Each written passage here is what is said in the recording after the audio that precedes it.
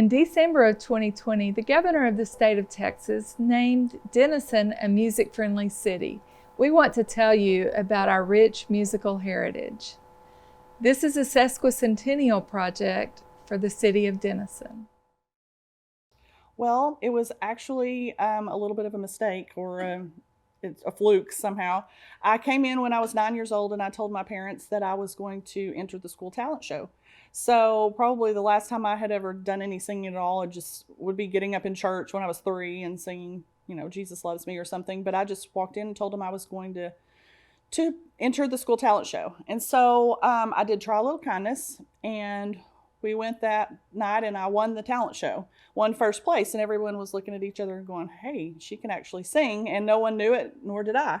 And so it was on, because I grew up in a small town, Bennington, Oklahoma. There's not really any, it's 30 miles east of Durant. There's not a lot to do there in Bennington, Oklahoma. So it was on. My parents started, and I bet it was 2 weeks later, we were on the road, and I was going everywhere. My dad was like my manager, I guess you could call it, and he always had a cassette tape in his pocket.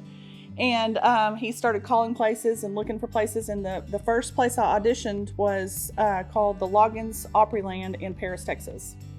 And it was at the old theater downtown. And so we went and I auditioned, and we were going to stay and watch the show. And I stayed with my cousin, who was actually a singer, and she had auditioned as well. So we stayed to watch the show, and my parents went home.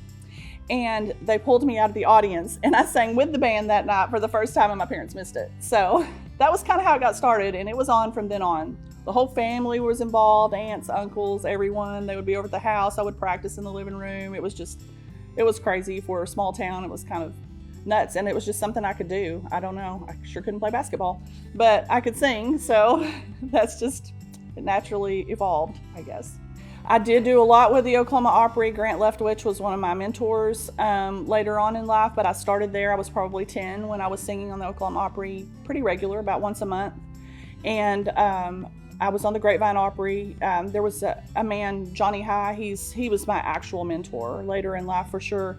And he started with Chisai Childs, the Grapevine Opry in Grapevine, Texas. The Opry circuit, which people don't understand, is not like opera, it's Opry.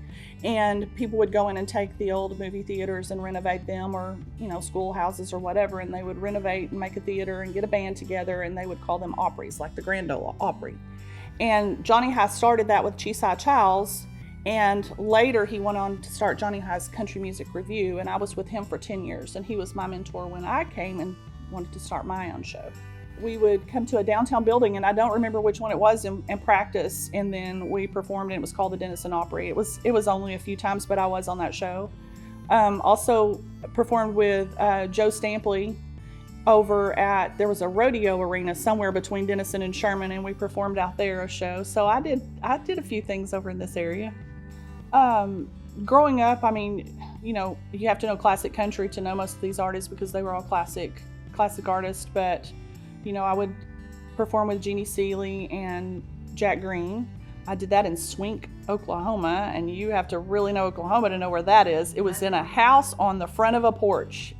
They had a big festival out there, and we performed on the front porch. And what is really ironic about that, Jeannie Seeley's one of my very good friends these days. We've backed her as a band, and I've been her backup singer and performed with her many times since. So that's pretty cool later in life, because then I was just in awe of her, and getting to perform with her, and then later on for her to be one of my very best friends. And then I performed, my first celebrity, I guess you could say, was Kitty Wells. She's the queen of country music, and that was at a show in Garland, Texas, and Frank was his name, and he made me a regular on that show. So I performed with Kitty Wells and Hank Thompson and people like that. So it was mainly older classic artist legends, but I was really happy with that, because that's what I grew up on, was classic country music.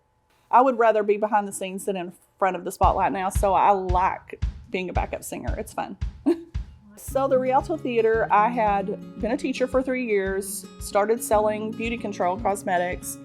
That started going really well, and through that I met one of my ladies who was one of my consultants. Her husband was a principal in Bennington, Oklahoma, and his daughter was a singer. So I would call her my first vocal student because I started working with her. We did artist development. I helped her vocally, and I started taking her to all the Opry shows that I was participating in. And so he started getting pretty involved in all of that with her, and he decided that it would be cool if we started a show.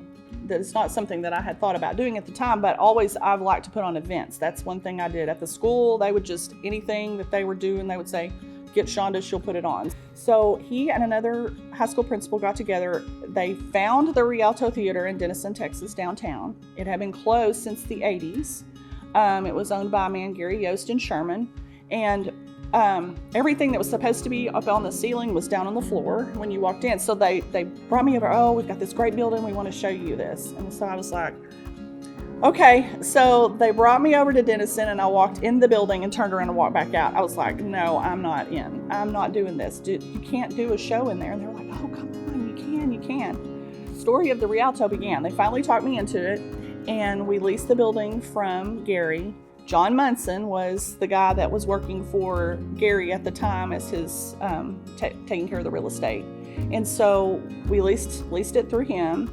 And so we started coming over and shoveling out stuff. So it ended up that there was a lot to do, and we set a show date for April 1998. And we were looking like we were going to make our time frame. Well, Ed Ains was the building inspection guy here in town, and he came for a visit. Now, he comes in and says, do you have your CO? And I'm like, what is that? I have no idea what he's talking about. So at the end of that day, I'm at the front of the stage crying, just in a puddle. And Ed Ains is consoling me, trying to calm me down and telling me he'll help me through this because our show was in a week. We made our date April 1998. We opened what was called the Main Street Showcase. Scott Moody, he came in, and I brought him in, and he put a band together for me. They were all studio musicians out of Dallas. They were excellent musicians. So we had the top of the line. We called it the Main Street Showcase, so the name would be fancier, I guess you could say. And I did big auditions, had lots of people show up for these auditions, had a full slate of shows starting off, and with all these local talent from Oklahoma, Texas, all over. I had them coming in. Actually, our motto was entertainment starts here. Main Street Showcase, entertainment starts here. And we said that we were like a Branson style show, and so it just worked really well. I started an association. It was called the Main Street Showcase Association, and so it was volunteers, and they were in a club. Later on, we called them the Fun Club. And but that's how we started, was the association. And so they would pay dues, $20 a year to be in this. They would get newsletters, and they were volunteers. So once we got started, everything that we had to do to the building or anything was done by volunteer labor. We had they running the concession stand, tickets, anything. I had all volunteers. So I paid the band, and then the entertainers came for the experience, not for the pay. They were free as well. But I do remember on the second show, Kyle Harris, who was a 13-year-old kid from Stringtown, Oklahoma, that auditioned for me in the first audition. I put him on the second show, and he came and performed, and I started having him pretty regular. And then by the first year, he was a regular on the show with me, and he's been with me to this day. My other regular was Angie McWhorter. After she came and performed in the show, I asked her if she would come and be a backup singer. Well, she was on a show in Garland called the Garland Opry, and so she could only come every other week. So I had a really good backup singer one week, and then Shawnda, who had always been just worried about being the lead singer, never had to back up sing at all, had to learn how to be a backup singer. So I had to train my ear to hear that. It's just not something that I had ever tried to do because I was always the lead singer. So I really had to train my ear and learn fast how to be a backup singer. So that's how that started, and then now we sing backup together. So that's how that became. Yes, everything that I've ever learned, I've never had any formal training in my life. I mean, there was just nobody that did things like that. I mean, they did probably somewhere, but not in Bennington. And so my parents didn't know what to do with me at all. They tried their very best, and they did get me to, they made a lot of things happen for me, but they just didn't know what to do. And so I didn't have any formal training. I learned everything the hard way. I sounded really good when I was in high school, but I wasn't in complete control of my voice. So it was kind of like, is it going to go south today? Am I going to be nervous and I'm going to have a crack or whatever? It was probably well into my 20s before I learned how to really control my voice. This is the thing about me now. I'm a vocal coach now, and it's the weird thing about me that I don't really understand. I call it, sometimes I could say it's a blessing or a curse. I'm not sure, because when I listen to someone sing, I feel in my body what they're doing. So I know exactly what muscles that they're using, what made that sound that way. And I think in my brain, okay, that's nasal. What are they doing? What are they doing? And I can think in my head and go, oh, okay, so you're doing this. And I show them what they're doing. And I say, I want you to do this. And it's really worked out for me because they understand. It's on a really elementary level for them. I can show them, they can hear it, what they're doing and what I want them to do. And it just really worked well for me. And so, when you listen back, I sang pretty mature at 9 with no training. It was just something God said you're going to do. That's the only thing I know. He said, this is your path. This is what you're going to do. And it's led me to the place I am now, which is, I believe, the ultimate place I was supposed to be, is teaching these other kids. I don't have to be the star. I'm here to provide a place for everyone to have what I didn't have when I was young. And that was truly my heart in doing it. I wanted the others to be successful, the others to shine. And it's still true today. I would rather be at the back and watch my students shine than be on stage ever again. So I like being the backup singer behind T.G. Shepherd. That's where I prefer it nowadays.